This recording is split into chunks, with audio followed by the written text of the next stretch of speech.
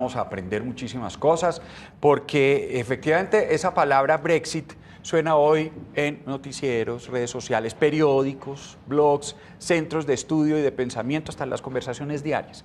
En realidad esa palabra resonará más y más a medida que se acerca el 31 de octubre y ya les vamos a comentar por qué.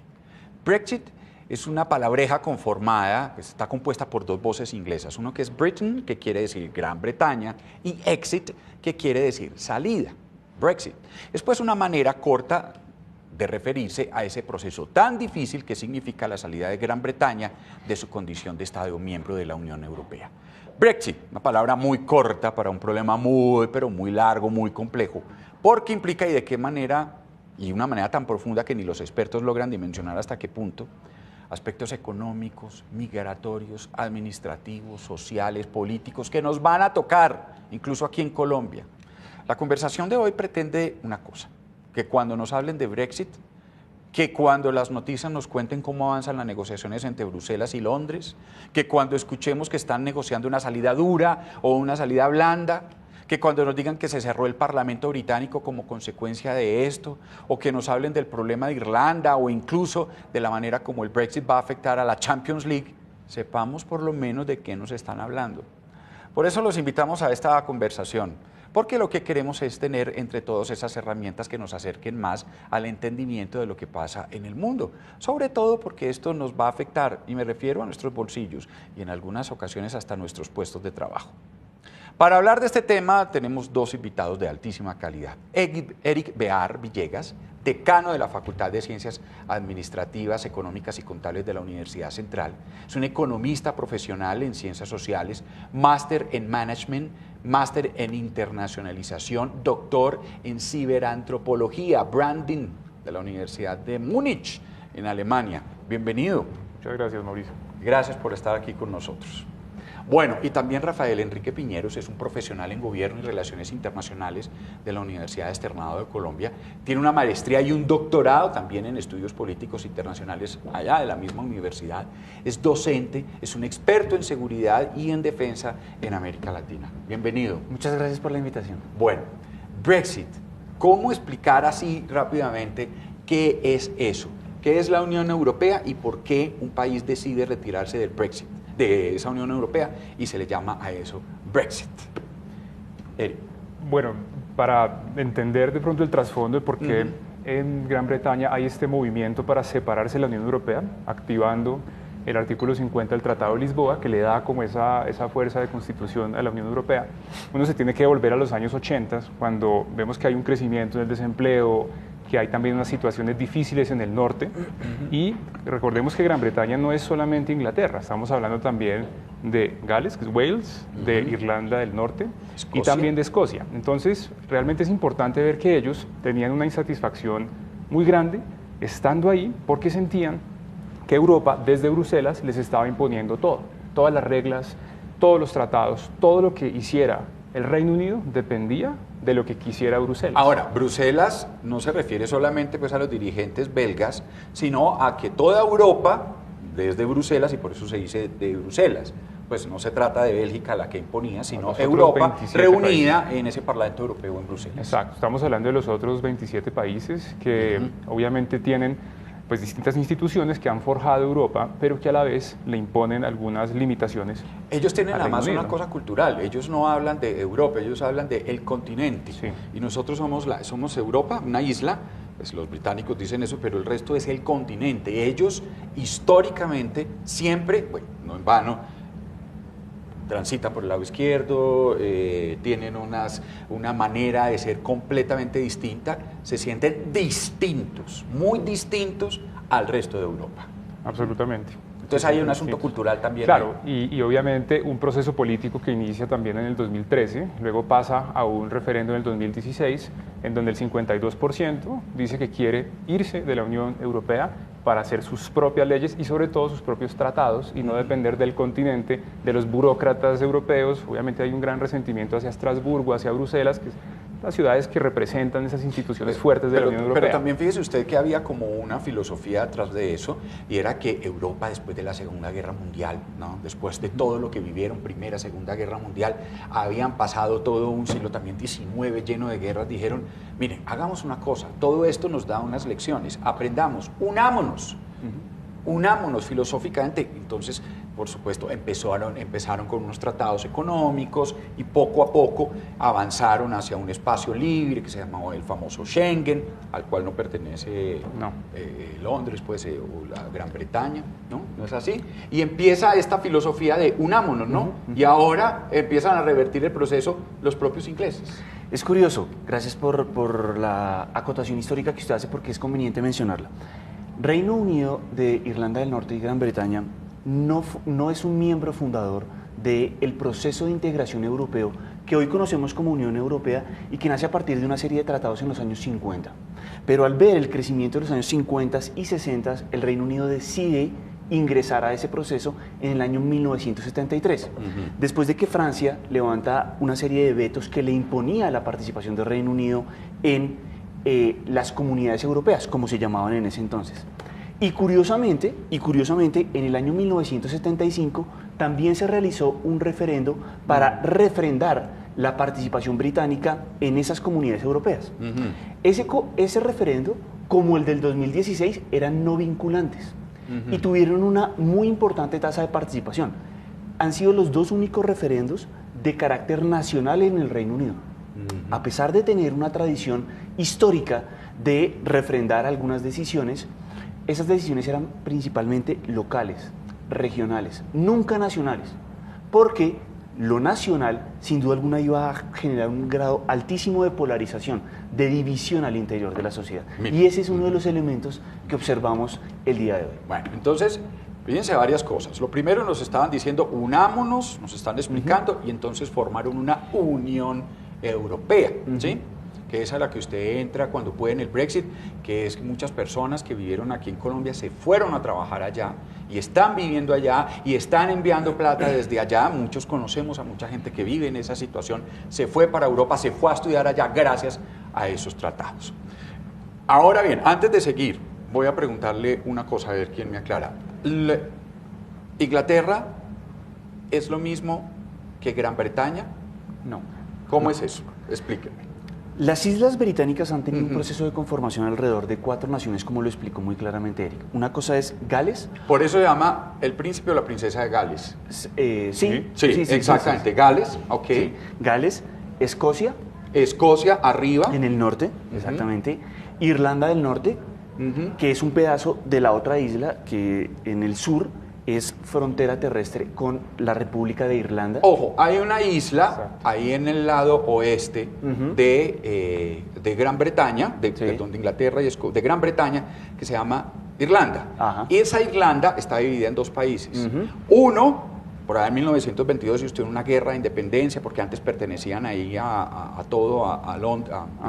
la Gran Bretaña, se independizan y esa isla se divide en 2. Gran parte se llama Irlanda, la capital es Dublín, y arriba un pedacito chiquito que se llama Irlanda del Norte, y la capital es Belfast. Bueno, y la otra es la grande, que es Inglaterra. Esas 4 naciones conforman lo que conocemos como el Reino Unido de Gran Bretaña e Irlanda del Norte, cuya bandera es The Union Flag, es decir, la unión de las 4 banderas de Inglaterra, Escocia, la de San Andrés, y la bandera de Irlanda del Norte con el dragón. Por eso ustedes ven en los partidos de fútbol, cuando juega Inglaterra, una bandera blanca cruzada por 2 líneas rojas. Porque esa es la de pero ¿cómo así? Esa es la bandera, sí, es que era la bandera de Inglaterra, no de Gran Bretaña. Es que es complicadito, pero para que vamos entendiendo cómo es como y para ponerlo desde otra perspectiva, cuando hay mundial de rugby, cada uno juega de manera independiente, pero a los Juegos Olímpicos va el equipo de Gran Bretaña. Y reúnen lo mejor para... acumular más medallas. Da más fuerza. Eso es lo mejor que pueden hacer. Bueno, entonces, ¿qué pasó? ¿Qué les dijeron a los ingleses? ¿Por qué decidieron? Decían, bueno, ¿cómo así? Nosotros somos semejante potencia, somos tan distintos y tenemos un aporte muy importante. El aporte financiero, por ejemplo, de Londres, es decir, ellos tienen el gran aporte financiero, tenemos las mejores universidades, tenemos una economía muy sólida, ¿sí? Y nos están imponiendo muchas políticas económicas de cómo tenemos que exportar, cuánta cuota tenemos que exportar desde Europa. Entonces empezaron a prometer que si nos separábamos a los ingleses, les iba a ir mejor. Claro. ¿Cómo es eso? Digamos, hay una cosa que hay que entender que es fundamental, que tiene que ver con la contribución que hacen algunos países al presupuesto de la Unión Europea. De hecho, el segundo que más contribuye de manera neta, es decir, que él aporta mucho más de lo que termina recibiendo, es el Reino Unido después de Alemania, que son más o menos 7.400 millones de euros. ¿Qué pasa Primero con es Alemania, después el Reino Unido. Primero es Alemania, con 12.800. Entonces, lo importante ahí es que ellos dicen, nosotros, ¿por qué estamos poniendo toda esta plata? No nos retribuyen nada, tenemos una economía que está anclada realmente en un pasado muy fuerte, y a la vez Europa nos frena. Entonces, a ellos no les gusta tener los mismos tratados de libre comercio porque sienten que podrían negociar unos tratados mucho mejores comparados con los que tiene ahorita la Unión Europea. Entonces, la contribución neta se vuelve un problema para ellos, así haya otros 8 países, como Francia, como Alemania, que también hacen una contribución neta que es muy importante precisamente para la estabilidad. Y lo que se mencionaba ahorita, el tema de Irlanda, es muy importante. De hecho, ahí puede estar el gran problema de las implicaciones del Brexit a nivel mundial, en la frontera entre las dos Irlandas. Ojo, ¿se acuerdan que hablábamos de una isla que tenía un pedacito chiquito que se llamaba Irlanda del Norte, que pertenece al gobierno de la Gran Bretaña?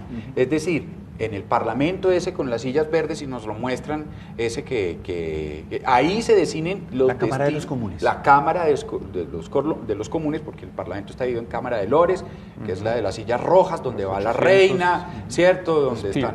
Eso sí, exactamente. Y la Cámara de los Comunes. Muéstrenos esas sillas rojas, las verdes, que son las que están ahí donde, en este momento, en las imágenes. Y ahí, en esas sillas verdes, en ese Parlamento, es la Cámara de los Comunes. Bueno, Irlanda abajo tiene otra. Yo quisiera, digamos, tal vez en aras de la discusión, matizar un poco la situación.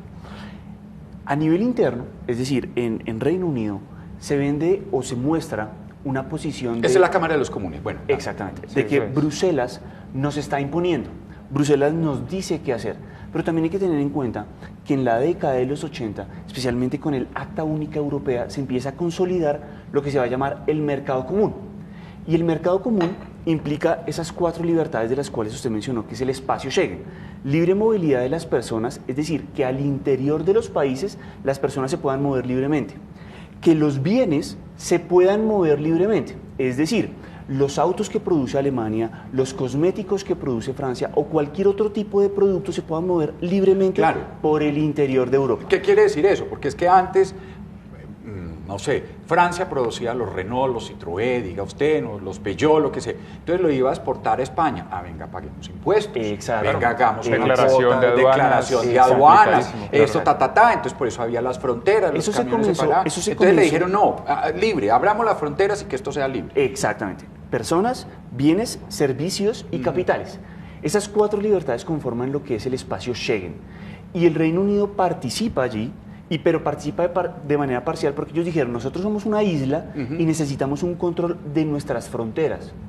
Y nosotros, como la libra siempre ha sido una moneda muy fuerte a nivel internacional y pesa más que el euro, dijeron, nosotros queremos mantener nuestra autonomía.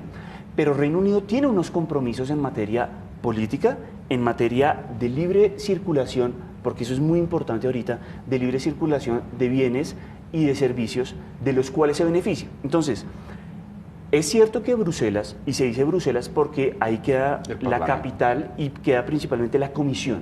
La Comisión es la que ejerce el poder ejecutivo en la Unión Europea, es decir, quien toma las decisiones. Esas instituciones fueron conformadas principalmente a imagen y semejanza de Reino Unido, de Alemania y de Francia en los años 80, en lo que se llamó el Acta Única Europea. Entonces, no es necesariamente que nos impongan, nosotros construimos. Pero hoy se dan cuenta que la Unión Europea ejerce un letargo. ¿Por qué un letargo? Porque la Unión Europea se demora negociando tratados de libre comercio. Porque para refrendar un tratado tiene que pasar por los 28 parlamentos. y eso es demorado. Imagínese usted en la situación actual, en donde no hay un gobierno consolidado, por ejemplo, en España, porque no ha habido los la problemas de posibilidad. Italia. Exactamente, donde cambian constantemente. Imagínese un tratado de libre comercio ratificándose en ese O sea, que entonces yo digo, para yo poder exportar tengo que esperar a ver que los españoles determinen. O para un tratado de libre comercio. Nuevas elecciones y lo mismo Italia. Entonces, digamos. Y yo creo que hay que tener en cuenta también un elemento muy importante que sucedió, especialmente en el año 2015. En el año 2015, David Cameron, primer ministro británico del Partido Conservador, se enfrentaba a una situación muy difícil al interior de su partido. Y es que al interior de su partido empezó a girar un ala muy radical que decía: nosotros no queremos a Europa, porque Europa nos impone, Europa nos dice qué hacer, Europa además nos dice que tenemos que abrirnos a la inmigración. Para atajar esa ala más radical del Partido Conservador, David Cameron se le ocurre la maravillosa idea de llamar a 2 referéndums. Uno sobre la participación de Escocia dentro de el Reino Unido. Que casecito lo pierde. Y el segundo era: nosotros vamos a poner a consideración de la ciudadanía nuevamente la participación del Reino Unido en la Unión Europea, asumiendo que la gente iba a decir: claro, como esa es una muy mala idea, nosotros nos vamos a quedar.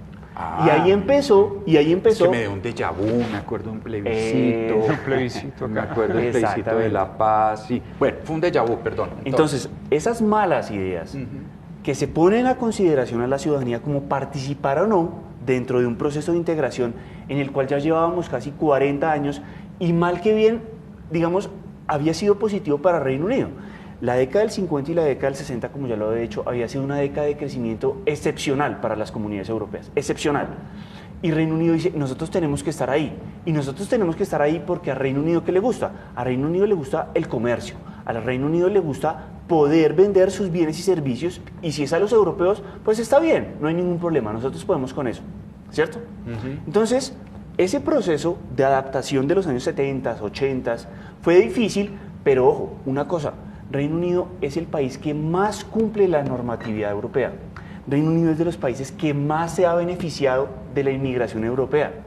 Actualmente, 3,2 millones de ciudadanos europeos, es decir, de los continentales, como usted dice, viven, trabajan, producen en Reino Unido.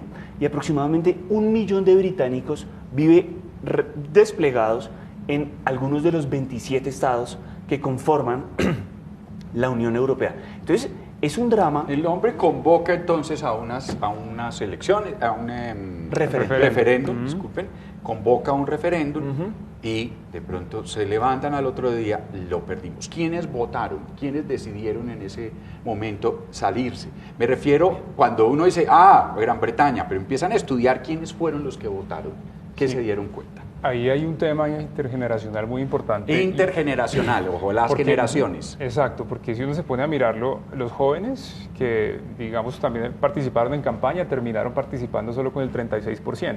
Y eso es lo curioso, dicen que se quieren quedar. Es decir, no votaron, no salieron a votar. Eso nos acuerda un poco a nuestro país también. Es que me da un déjà vu por ahí. Los jóvenes, pues hablando en Twitter, en todas partes, y cuando viene el momento de elecciones, que es en donde hay que decidir realmente, no. Nosotros los jóvenes creemos que votar es simplemente decirle like. No, y eso exactamente, y eso es un riesgo. Ustedes los viejos nos enseñan otra cosa. ¿Dónde estaba el pesquiste de los viejos? Si ustedes miran lo que pasó en el norte, que es donde hay más afectación económica y en donde hay realmente donde hubo la tendencia para irse, allá fue más del 58% los que votaron. El promedio fue 52%. Y es que allá está también parte de la industria automotriz y ellos sienten que si no están en la Unión Europea, entonces van a tener mejores trabajos porque va a haber más libertad de mercado. Pero eso puede ser también un error y lo que yo llamo un capricho. Puede ser un capricho de parte de ellos, porque no dimensionan las consecuencias del Brexit. ¿Sí? De hecho, si uno mira, en el norte está la planta de Sunderland de Nissan. Ese es un ejemplo clásico para mostrarles. La Nissan, la de los carros. La Nissan, sí, la que hace la Qashqai. Las Qashqai que ven por acá, esas vienen de allá. De hecho, hay unas plantas de BMW, de Jaguar, de JLR, Jaguar, y finalmente todas estas plantas tienen el problema. El suyo viene de allá también. El mío, del pequeño, exacto. El de colección, que tengo ahí de colección, exacto. Ese de pronto. Pero entonces ¿Qué pasa? Ellos traen todos los insumos de la Unión Europea, Nissan es más del 85% y solo tienen stock, es decir, solo tienen inventario para mediodía. Entonces, si tienen que empezar a pagar impuestos y hacer declaraciones de aduana y los camiones se quedan allá parados, entonces van a tener un problema muy serio y lo que va a pasar es que la Qashqai, como la vemos acá, va a aumentar de precio y va a terminar siendo sustituida de pronto por un carro de Renault, que es de la misma empresa. O francés. Exactamente. Entonces eso es un riesgo para ellos. Sí. Y ese tipo de cosas no las pensaban claramente. Pongamos otro ejemplo que tal vez también nos interese mucho. El whisky en Francia o en España hoy vale 10 euros. A partir del 1 de noviembre vale 10 euros y un poquito más, porque tiene que pagar impuestos. El 75% de las personas que votaron en Escocia votaron a favor de quedarse. ¿Por qué? Porque saben y son conscientes de que les conviene significativamente estar dentro de ese proceso de integración. Un ejemplo sencillo para mostrar. Sí, pero también es curioso otra cosa. Hay otra cosa, es que tienen que empezar a renegociar tratados. Y ya tratados en una diferencia, porque una cosa muy distinta es que España negocie el tratado con el Reino Unido. Otra cosa muy distinta es el Reino Unido, que por poderoso que sea, con Europa. Y ahí usted tiene un punto muy interesante. 80.000 páginas, ahí usted tiene un punto solo muy con la Unión interesante. Europea. A partir del año 1997, cuando entra en vigencia la política comercial común, quien negocia por la Unión Europea no son los gobiernos individualmente, sino es la Comisión Europea. Reino Unido ha tratado infructuosamente de dividir la unión que hoy hay al interior de la Unión Europea en materia de negociación. ¿Eso qué quiere decir? Que el Reino Unido ha tratado bilateralmente de mantener, digamos, algunas ventajas o prerrogativas con algunos países europeos con los cuales históricamente ha tenido una relación económica y comercial más fuerte. Alemania, Francia y los Países Bajos, Holanda para nosotros, son los principales socios o aliados comerciales de Reino Unido. Y ha tratado de generar un acuerdo, o ha tratado de generar acuerdos bilaterales, es decir, Alemania con Reino Unido. Pero ojo, al salirse, con quien tiene que negociar es con la Unión Europea. Y una cosa adicional, la Unión Europea hoy está conformada por aproximadamente un mercado de 520 millones de habitantes, ¿cierto? Mucho más grande que el mercado de los Estados Unidos, por ejemplo. Que son de 310, 320, listo. Al salirse Reino Unido, tal vez para muchos terceros, China, Japón, Canadá, Sudáfrica, Australia, ya no sea tan atractivo negociar solo con Reino Unido, porque es un mercado de 65 millones de habitantes. Por fuerte que sea. Por fuerte, exactamente. Porque los británicos asumen, no, nosotros nos salimos y vamos a tener plena libertad de negociar. Por supuesto que sí. Sí, pero es que era más atractivo Reino Unido dentro de 520 que 62. ¿Qué es lo que le puede pasar ahora si ustedes han visto todo ese drama que está sucediendo también con Cataluña? Que le están diciendo a los catalanes, que nosotros vamos a negociar, hermano. La Unión Europea no es lo mismo negociar con un paísito de este tamaño que usted haciendo parte de un país más grande. Es que todos estos temas del separatismo tienen mucho capricho. Suenan muy maravillosos, ¿no? Es muy atractivo el discurso. Es lo que yo Separémonos aquí en Antioquia, Bogotá, no sé. Y parte del argumento de ellos es la soberanía. Es decir, queremos ser soberanos para nosotros decir qué se hace. Pero realmente, cuando ya el tema material se impone sobre ese discurso, es decir, cuando ya se dan cuenta que empieza a subir la inflación, cuando ya se dan cuenta que el desempleo sube también, aunque ellos dicen que las cifras son muy buenas en este momento, ahí se van a dar cuenta que ese discurso termina cobrándoles un precio, sobre todo a las personas de las clases, digámoslo así, menos favorecidas y las clases medias. Y también, lo que no estaban diciendo, y que muy probablemente va a pasar, ya ha habido muchos anuncios de algunas empresas como Barclays, Unilever, es que se van a desplazar a Frankfurt, dependiendo, digamos, del sector. Pues muy fácil, si ellos me van a empezar a cobrar por todo, entonces yo me voy para Frankfurt, pongo mi equipo allá. Y pago los impuestos allá, no se los pago al Reino Unido. Exacto, y por ejemplo España también ha empezado a recibir muchas personas del Reino Unido, ya hay un 10% de incremento de la migración de los que están buscando residencia en el sur de España, para evitar precisamente la vida oscura, ya un poco triste.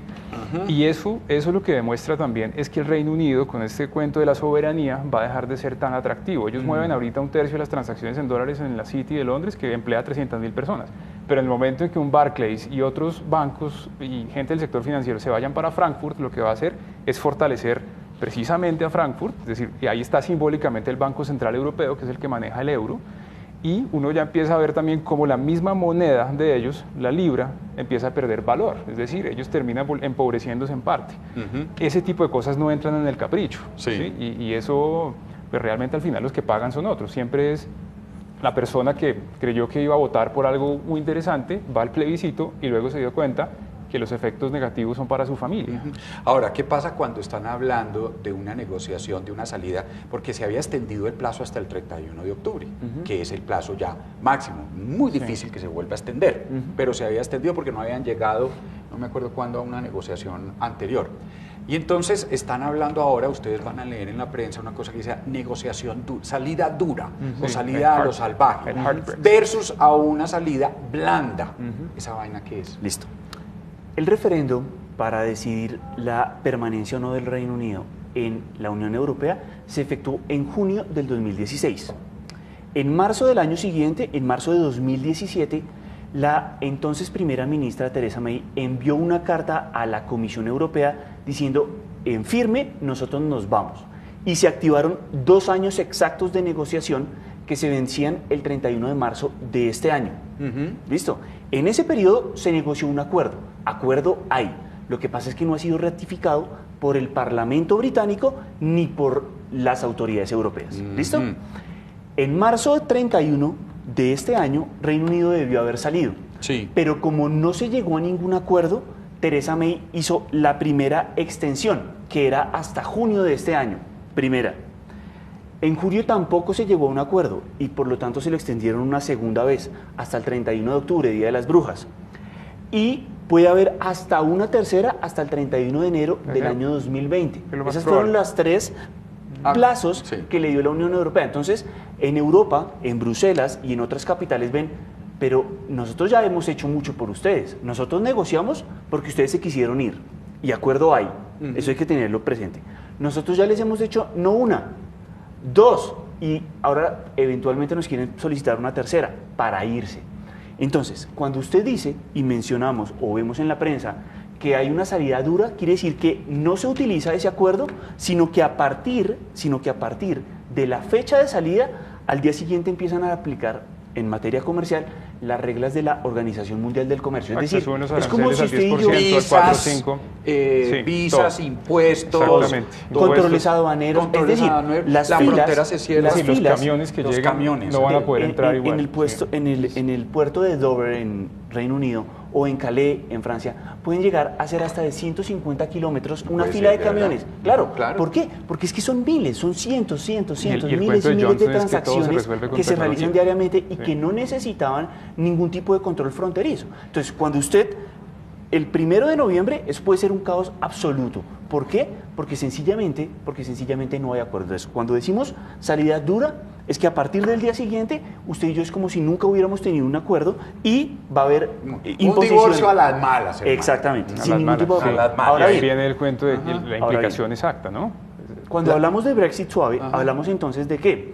De que de una u otra forma entra en vigencia el acuerdo. El acuerdo tiene 3 elementos fundamentales. 1, lo que Reino Unido tiene que pagar por salirse, que son aproximadamente unos 38 billones de euros. Eso es muchísimo dinero, que lo tienen que pagar durante los próximos 20 años. ¿Por qué? Porque Reino Unido también hizo unos compromisos en materia presupuestal. Reino Unido tiene que contribuir a las pensiones de aquellos que tanto se quejaban que eran los funcionarios europeos. 2, tiene que respetar los derechos de los ciudadanos, ya hablamos un poco de ello. 3,2 millones de ciudadanos europeos viven en Reino Unido, 1 millón de ciudadanos británicos viven al otro lado. Es decir, tiene que haber un periodo en el cual esos ciudadanos puedan disfrutar de los mismos derechos. Y 3, que es el elemento tal vez que más vemos en la prensa, y es la situación de Irlanda del Norte. Y allá voy. ¿Qué pasa con Irlanda del Norte, que era lo segundo? Esa islita que les habíamos hablado, que tiene una cabecita arriba, que se llama Irlanda del Norte, y esa isla, la parte grande se llama Irlanda, República de Irlanda. Y entonces ahí hay una frontera que ha costado guerras, que ha costado muertos, que tiene un trasfondo religioso de propiedad de la tierra, porque en Irlanda del Norte aceptaron el anglicanismo, que es una corriente cristiana británica, pero en Irlanda, en el resto del país, llamémoslo Irlanda del Sur, pero no se llama así, se llama Irlanda, es profundamente católica, y quedaron unos católicos arriba, en esa franja de Irlanda del Norte. Se arma toda esta guerra, de independencia, toda esta guerra tan terrible, recuerden el IRA, el Sinn Féin, las bombas, hasta el acuerdo de Viernes Santo, los procesos de paz. Cuando nosotros nos hablan del proceso de paz de Irlanda del Norte, este es un resumen bastante pedereste, bastante silvestre de lo que pasa allá. Pero en esa fronterita sigue habiendo problemas. ¿Por qué? Esos problemas, de hecho, tienen que ver con, primero, la tensión que realmente no se resolvió. Ese tratado del Viernes Santo, el de 1998, no necesariamente fue la solución al problema. La solución realmente llegó con la Unión Europea, que ayudó como un tratado de paz a que esa frontera se volviera prácticamente inexistente y empezaran a transitar también las personas y los bienes. Eso ayudó mucho. De hecho, ya no hay son más...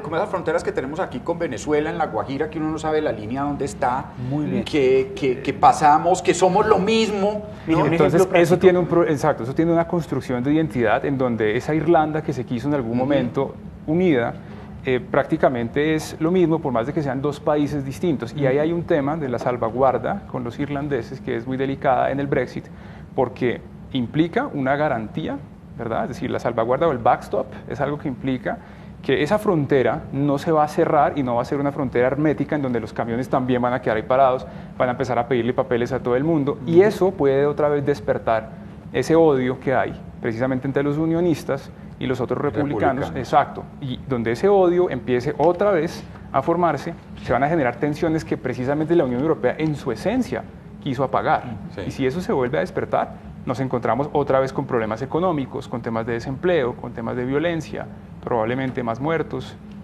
Probablemente, sí. Exactamente. Me gustaría retomar una cosita que es muy interesante de Irlanda del Norte. En el año 97, cuando se firmaron los acuerdos de Viernes Santo, en el año 99, perdón, cuando se firmaron los acuerdos de Viernes Santo, no se contemplaba que ninguno de los actores, es decir, Reino Unido, Irlanda o Irlanda del Norte, salieran de la Unión Europea. Es decir, en esa coyuntura particular asumimos, como nosotros estamos adentro, acá nunca nos vamos a salir. Y para ponerle un ejemplo práctico, la industria láctea en esa región es supremamente importante. Está lleno de vacas. Exactamente, así de sencillo. Y las vacas viven en Irlanda del Norte, pero las industrias, es decir, el procesamiento se produce al otro lado. Las personas viven en Irlanda del Norte, pero van a trabajar a Irlanda. Entonces, la imposición nuevamente de fronteras es una cosa que despierta unos temores o unas inseguridades que no se tenían contempladas porque sencillamente dábamos por descontado, como hacen a veces los economistas, de que todo lo demás es constante, es decir, todos íbamos a ser parte... No todos los economistas. No todos, pero sin duda alguna hace parte de acá vamos a permanecer porque acá no hay necesidad de salirse, acá no hay ningún problema, acá eso nos ha traído estabilidad y paz. Sí, mejor dicho, este Brexit es alguna manera de decir, se hizo trizas el acuerdo, puede hacer trizas el acuerdo de paz. Eso sí es hacer trizas el acuerdo. Eso es hacer trizas un acuerdo de paz. ¿Por qué? Porque si dejan abierta esa puerta, entonces digamos, no, entonces listo, entonces no pongamos frontera ya, la Unión Europea va a decir, entonces dejé una puerta abierta en la parte de atrás de mi casa, donde entran y salen, ¿no? Sin ningún control. Johnson aprovecha eso. Y entonces, ¿cómo vamos a hacer con esto? Johnson está haciendo política con eso. Él dice que eso no se puede aceptar precisamente porque acabaría con toda la autonomía que él está buscando y la soberanía. Porque si dejan esa frontera blanda, entonces no va a haber un hard Brexit y eso termina traicionando supuestamente a ese electorado que decidió por todo el Reino Unido salirse.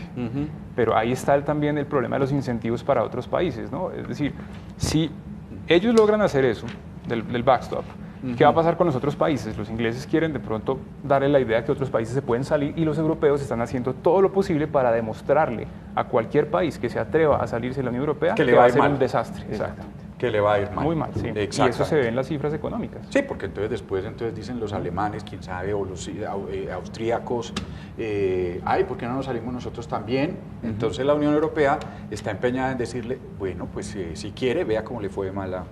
Exactamente. Vea cómo le fue mal. No, hablemos de casos concretos para que vean ustedes. Pensemos en la Champions League. ¿De qué manera se puede afectar la Champions League? Pues la transferencia. A ver, porque es que antes el jugador inglés, yo no me acuerdo cómo se llama, Bale, el que juega en el... Él es galés. Bale, él es galés, exactamente. juega en el Real Madrid, ¿no es cierto? Sí, señor. Entonces es ciudadano Comunitario. no tiene ningún problema. Ninguno. Libertad de Exactamente. acceso, puede también residenciarse donde Donde él quiera, exactamente ahí. Sí. A partir de esto, él sería un jugador extranjero. Por supuesto. Y Exacto. ocupa la silla que podrían ocupar latinoamericanos, africanos, asiáticos. Exactamente. Por supuesto. James. Temas de doble tributación. No y sabemos cuál sea el problemas. estatuto, si él ya tiene doble nacionalidad o tiene...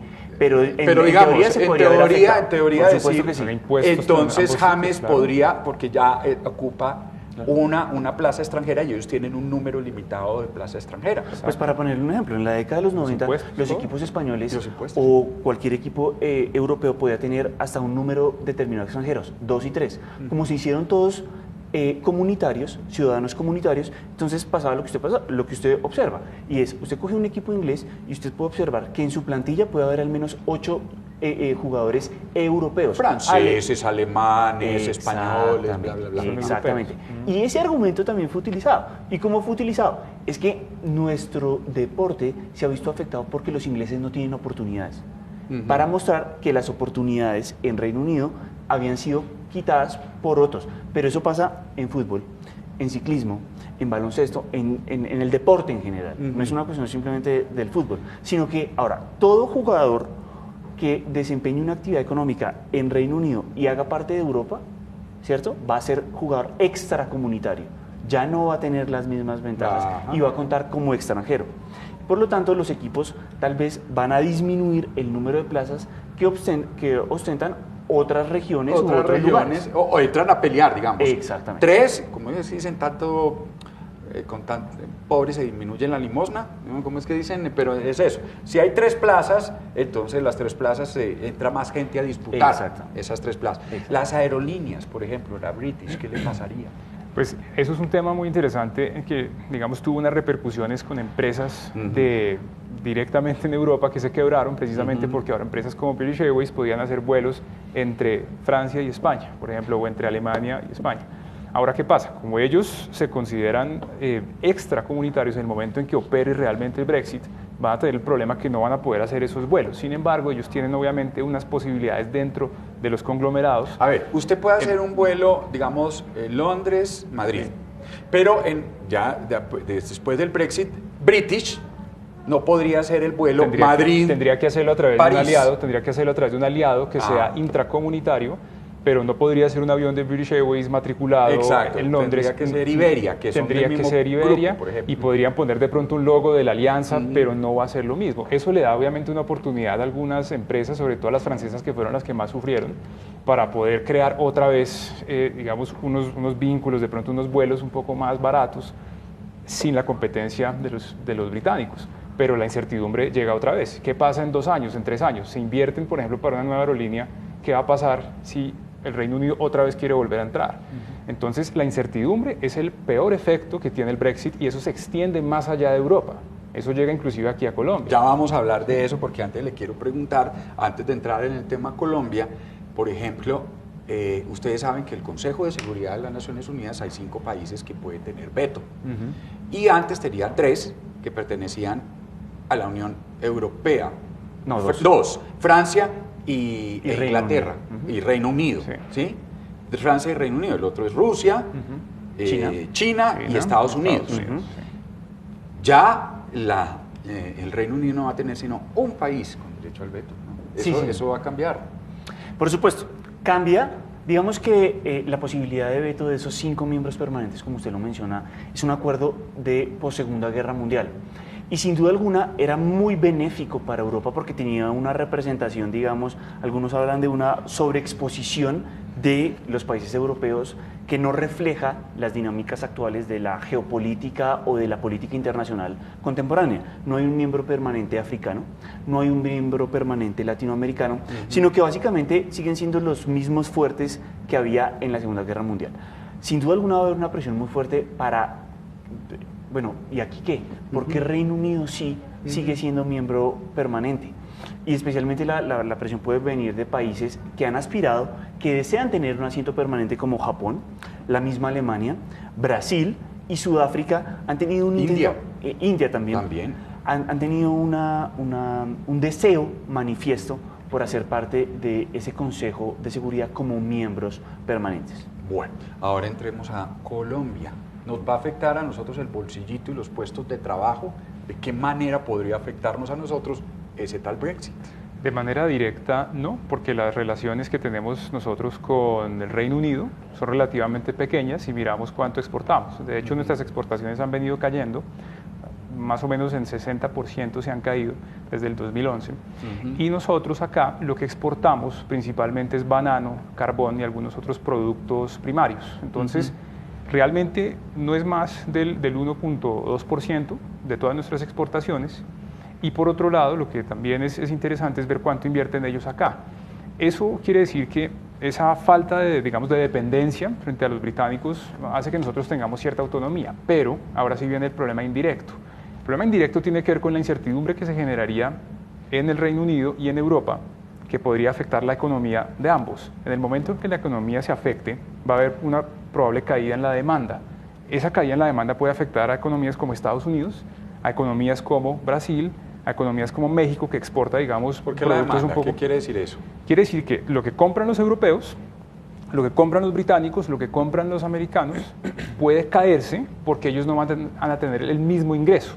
¿Por qué no tienen el mismo ingreso? Precisamente porque hay una afectación del comercio.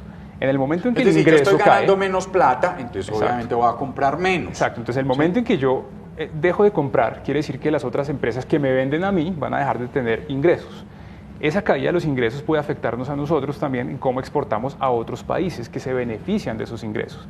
Eso sí puede tener una repercusión sobre el desempleo en Colombia, eso sí puede tener una repercusión también en otras variables preocupantes que son, por ejemplo, la debilidad de nuestra moneda. El peso es una moneda muy débil en este momento contra el euro, contra el dólar, contra la libra esterlina, y el hecho de que nosotros no tengamos una economía robusta, exportemos maquinaria, que exportemos realmente productos complejos, sino bananos, carbón, nos hace muy dependientes a cualquier cosa que pase afuera. Entonces, ¿qué pasa? Si de repente el Reino Unido hace un tratado de libre comercio más interesante con algún otro país que no es Colombia para traer bananos, es posible que nuestras exportaciones de bananos no terminen creciendo, sino que se caigan porque el Reino Unido decidió negociar algo mucho mejor con países, por ejemplo, en África. Entonces, ahí sí vemos que hay una incidencia relativamente preocupante. Hay otra de la que hablábamos en la Universidad Central cuando tuvimos una delegación de profesores que vinieron de la Sorbona y algunas personas de la Comisión Europea. Veíamos también el caso del capital humano, las personas que están muy bien formadas en, obviamente, universidades inglesas, universidades de Escocia. En fin, ellos pueden terminar viniendo acá. Yo lo hemos visto con la crisis que hubo en el 2007-2008, cuando tenemos una llegada relativamente fuerte de españoles. Lo hemos visto acá, personas calificadas que, digamos, empiezan a ejercer también labores acá. Eso puede pasar con algunas personas que vienen de esa economía, que no ven ya futuro, no ven perspectivas en ese momento del Reino Unido y se van o para Europa, para Estados Unidos y vienen acá. Llegan, por ejemplo, con un doctorado en Oxford, llegan con una maestría en Cambridge y obviamente eso pesa mucho en el mercado laboral, porque nosotros en Colombia hemos tendido a favorecer mucho los títulos de afuera. Exacto, entonces eso puede pasar, no digo que pase a mayor escala, realmente no va a ser algo masivo, pero son esas cosas pequeñas que se empiezan a derivar de allá. Mira, por ejemplo, usted tiene familiares, amigos que no son nacionalizados y que están tratando de tener una residencia o están buscando vivir en Gran Bretaña, en cualquiera, o en Francia, España, no sé, Holanda. ¿Ahí se van a afectar también? Claro, por supuesto, por supuesto. Yo creo que un efecto indirecto que hablaba Eric y no se mencionó es, Reino Unido para Colombia sigue siendo un destino muy atractivo para ir a trabajar, muy atractivo para ir a estudiar. Está dentro de los países, de acuerdo a un informe de Colfuturo de la semana anterior, que más recibe estudiantes colombianos. Entonces, sin duda alguna, la gente, yo creo que está en un periodo en un momento de tensión acerca de, bueno, ¿qué va a pasar? ¿Qué puede pasar? Pero también yo quisiera aportar, digamos, una posición un poco distinta en el sentido que toda situación abre oportunidades, tal vez no en el inmediato plazo, pero sí en el mediano y en el largo. Y Reino Unido necesita desarrollar acuerdos económicos y comerciales, y a pesar de que cuando piense en América Latina tal vez pensaría primero en Brasil o en México, sin duda alguna prepararse para incrementar un poco los productos que exportamos y diversificar un poco nuestra balanza o nuestros productos de exportación puede ser muy útil. Y otro elemento importante, en términos turísticos, el Reino Unido yo creo que va a empezar a mirar, y no solo los británicos van a empezar a mirar a Europa, sino también hacia otros lugares. Y ahí yo creo que puede haber un espacio importante para desarrollar. En este momento, sin duda alguna, un elemento que sucedió, y es que ha sido tanta el debate alrededor del tema de la inmigración, que cuando usted estudiaba en el Reino Unido un programa de posgrado, usted tenía la posibilidad de quedarse hasta 2 años buscando trabajo en el Reino Unido. Ese tiempo se acortó a 4 meses y realmente para muchos extranjeros extracomunitarios ha sido poco atractivo quedarse después de haber estudiado en universidades británicas, quedarse para buscar trabajo, que era una práctica muy utilizada. Ahora bien, va a pasar que la gente va a estudiar, va a desarrollar su actividad específica y tal vez va a buscar dónde acomodarse que no sea en el Reino Unido. Yo le pregunto a usted por la seguridad mundial.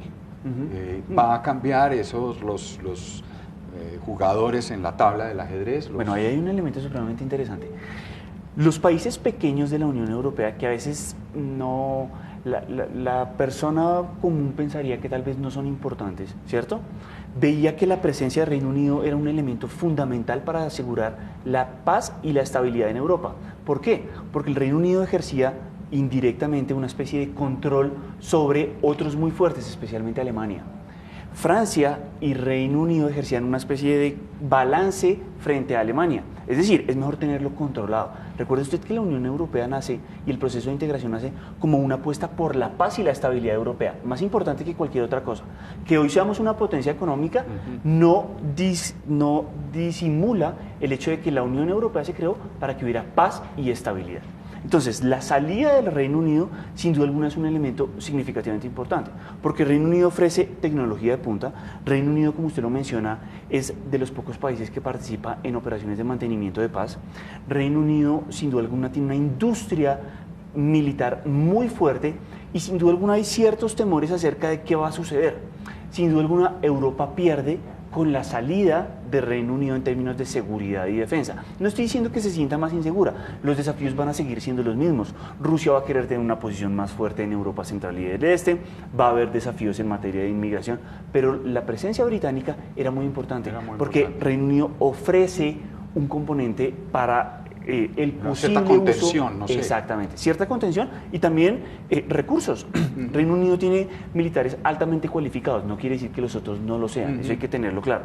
Pero también, y me gustaría traer una frase de Sir Winston Churchill, decía, si Reino Unido tiene que mirar entre Europa y el Atlántico, Reino Unido siempre va a escoger el Atlántico. Esto para mostrarle que hacer parte de la institucionalidad europea, no solo en... El Atlántico es Estados Unidos. Sí, el Atlántico es los 7 mares. Acuérdense que el Reino Unido tenía presencia en distintos lugares y para el Reino Unido sentir esa libertad ha sido tradicionalmente importante.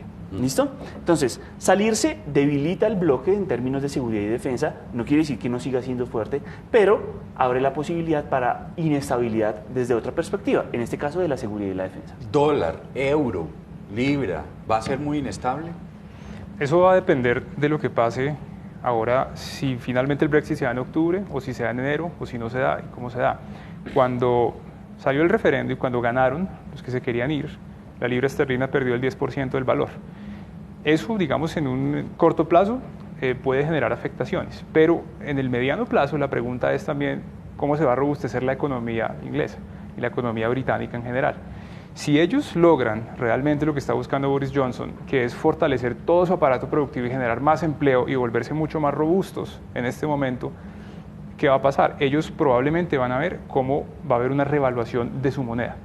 Pero si el efecto es contrario y realmente hay un empobrecimiento en el Reino Unido, el efecto puede ser una depreciación, es decir, que se pierda el valor de la libra esterlina.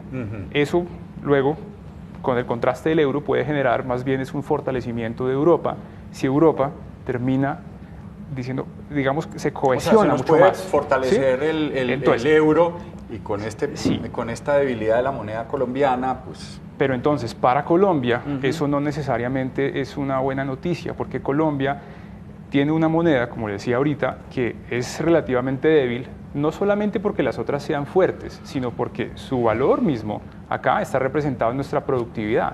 Nuestra productividad aquí es el 20% de la productividad de un trabajador de Estados Unidos.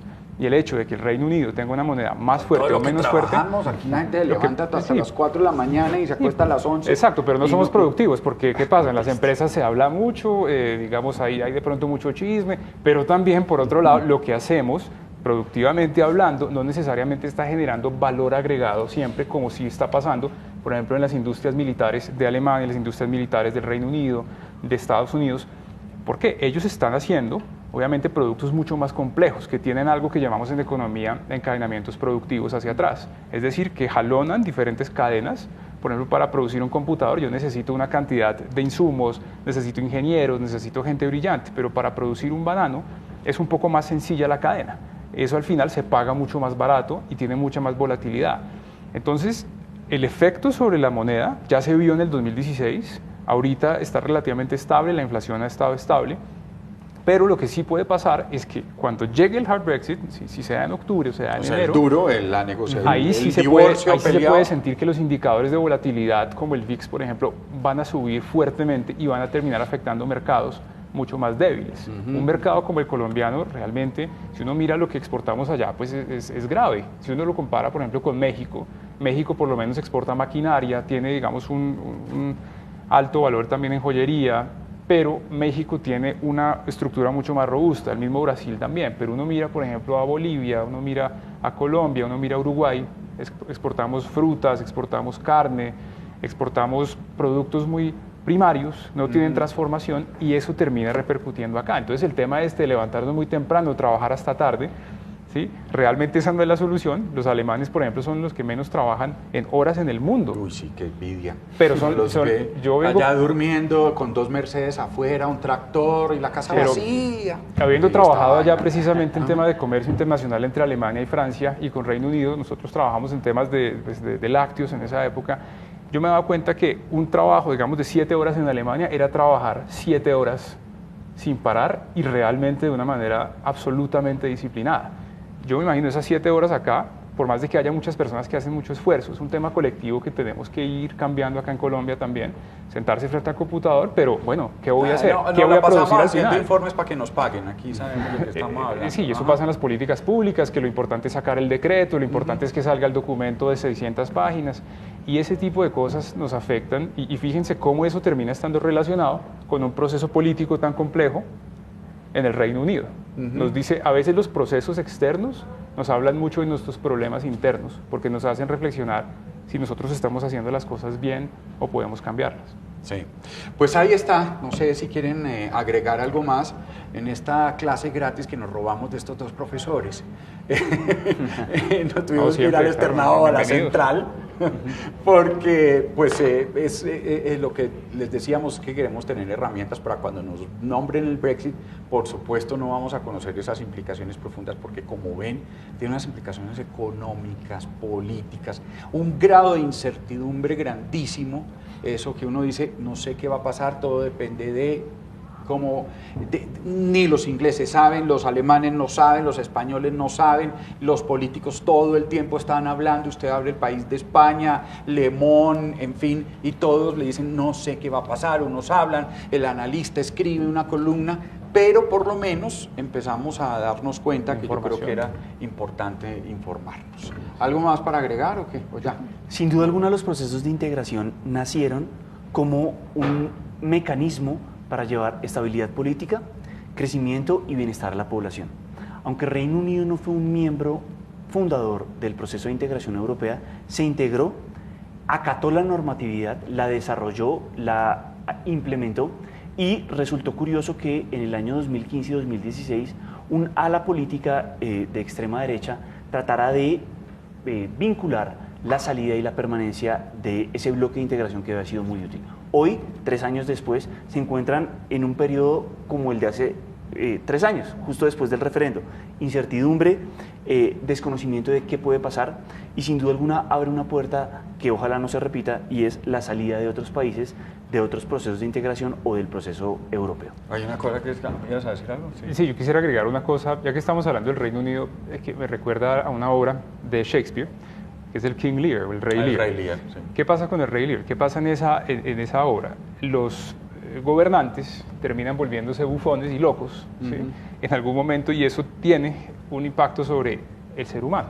Eso acá nos demuestra, como Shakespeare también lo expuso hace muchos años, que si le metemos tanta psicología y tanto capricho y tanta emoción a unos procesos que pueden tener unas repercusiones que no alcanzamos a ver, eso nos puede generar unas lecciones muy duras y muy dolorosas, inclusive en países como el nuestro. Eso nos hace un llamado, digamos, una invitación a que miremos los temas políticos de manera un poco más técnica, y eso hoy en día con el internet es mucho más fácil, es decir, hay que leerse los programas de las campañas, hay que mirar qué se promete exactamente, qué tan fácil es lo que se promete. ¿Sí? Si yo hago unas promesas impresionantes, lo importante de un elector que tiene al menos acceso a internet es entrar a mirar qué dicen 20 analistas, a ver si eso sí es posible o no. Y ahí está la responsabilidad de nosotros como ciudadanos, y el Brexit nos lo enseña de una manera curiosa. Por eso, cuando hablamos de política, no le dé campo, evidentemente producen indignación muchas cosas, pero no es la indignación la que debe ser el factor determinante para usted tomar una posición.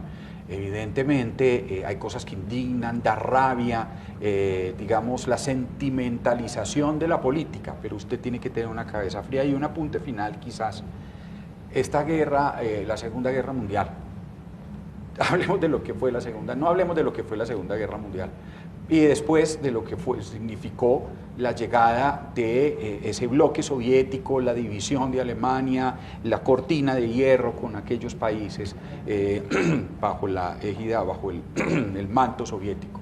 Pasa eso y Europa dice, busquemos más bien unirnos, aprendamos la lección.